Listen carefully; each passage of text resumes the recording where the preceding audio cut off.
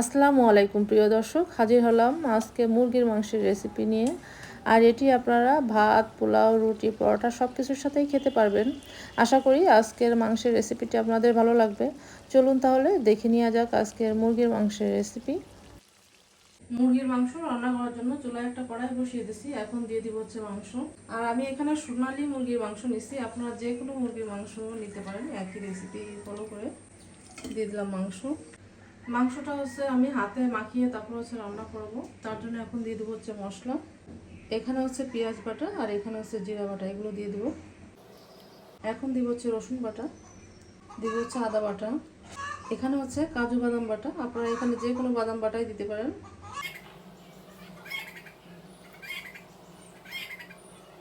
এখন দিব হচ্ছে লবণ, হলুদের গুঁড়া, ঝাল হওয়ার জন্য মরিচের গুঁড়া, আর একটু কালারের জন্য দেব হচ্ছে কাশ্মীরি মরিচের গুঁড়া। এটা অপশনাল, চাইলে বাদ দিয়ে দিতে পারেন আপনারা, আর চাইলে দিতেও পারেন। এখন দিব হচ্ছে ভাজা ধনিয়ার গুঁড়া, দিব হচ্ছে পেঁয়াজ বেরেস্তা, এখন দিব হচ্ছে তেল। আর এই তেলটা হচ্ছে যে তেলে আমি পেঁয়াজ বেরেস্তাটা করেছিলাম ওই তেলটাই দিয়ে দিলাম এর ভিতরে। আর এটা হচ্ছে সরিষার তেল। এলাচ, দারচিনি আর হচ্ছে ভাজা জিরার গুঁড়া একসাথে গুঁড়ো করা সব এটা দিয়ে দিলাম। আর এখানে হচ্ছে 3 টুকরা এলাচ আর ছোট 2 টুকরা হচ্ছে দারচিনি, এগুলো আমি চুলোর সাইডে গরম করতে দিয়ে দিয়েছিলাম। এইগুলো এখন দিয়ে দেবো শেষে।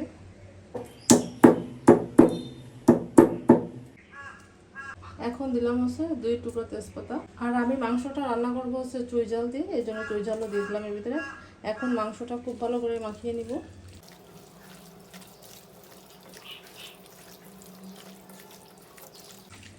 মাংসটা কিন্তু খুব ভালো করে মাখিয়ে নিতে হবে, কিন্তু মশলাটা মাংসের ভিতরে ভালো করে ঢুকে যায়। মাংসটা ভালো করে মেখে নেওয়া হয়ে গেছে, এখন এটা একটু রেস্টে থাক, তারপর হচ্ছে রান্না বসাই দিব। মাংসটা আমি 10 মিনিটের মতো রেস্টে রেখে দিয়েছিলাম, এখন হচ্ছে রান্না বসাই দিলাম। চুলাটা অন করে দিই, ঢাকনাটা তুলে মাংসটা একটু নেড়ে দিই।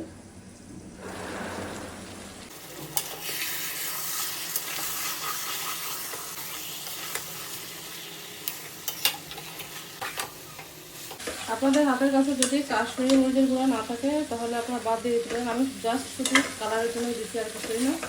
আমি যখন কলকাতায় গেছিলাম তখন হচ্ছে মরিচের গুঁড়াটা আমি নিয়ে আসলাম, এই জন্য হচ্ছে আমি দিলাম। আমার আসলে সবসময় সচরাচর সব কিছু থাকে না, এই জন্য দেওয়াও হয় না। আমি যখন ইন্ডিয়া যাই তখন ওইখান থেকেই আমার মানে রান্নার যা কিছু লাগে সব কিছু আমি ওইখান থেকেই কিনে নিয়ে আসি। মানে মশলা টশলা যা কিছু লাগে রান্নার সব কিছু আমি ওইখান থেকেই কিনে নিয়ে আসি। এই যে হচ্ছে মরিচের প্যাকেটটা, আজকেই কেমন খুললাম। আমি 2 প্যাকেট কিনে নিয়ে এসেছিলাম। আগে একবার যখন আমি গেছিলাম ইন্ডিয়া তখন হচ্ছে খুচরা যেগুলো খোলা ওইগুলো কিনে নিয়ে এসেছিলাম, কিন্তু ওটা বেশি একটা হয় না, মানে কালারটা যদি কেমন, তা আমি ওটা বেশি একটা ইউজও করিনি। পরের বার আমি যখন গেলাম তখন ওই দোকানদারকে বললাম যে ভাই ভালো একটা প্যাকেট দেবেন, আমি খুচরা জিনিস নিব না। তখন ওরা এই 1-2 প্যাকেট দিয়ে দিল আমাকে। মাংসটা একটু কষিয়ে নিয়ে এখন এর ভিতরে দিয়ে হচ্ছে আলু, দিয়ে দিলাম আলু।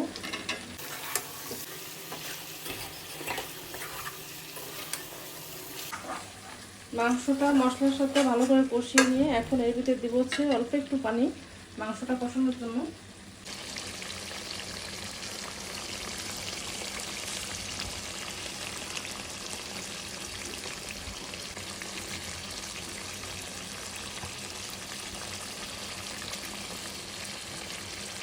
মাংসটা একটু পানি দিয়ে দিলাম মাংসটা কষানোর জন্য।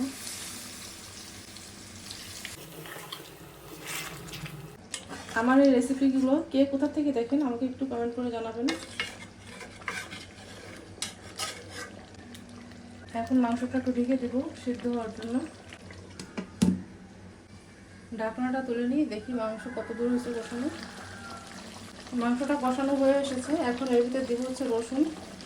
আমাদের ঘরে আবার মাংস রান্না করলে আর ডাল রান্না করলে রসুন দেওয়াই লাগে, মানে রসুন খেতে ওরা বেশি পছন্দ করে মাংসের ভিতরে। দিয়ে দিলাম রসুন। আপনারা চাইলে এখানে রসুনটা বাদ দিয়েও দিতে পারেন, অনেকে আছে যে রসুন খেতে পছন্দ করে না মাংসের ভিতরে, তারা চাইলে বাদ দিয়ে দিতে পারেন। আমি জাস্ট শুধু আমাদের ঘরে খাবে যার জন্য হচ্ছে রসুন দিলাম।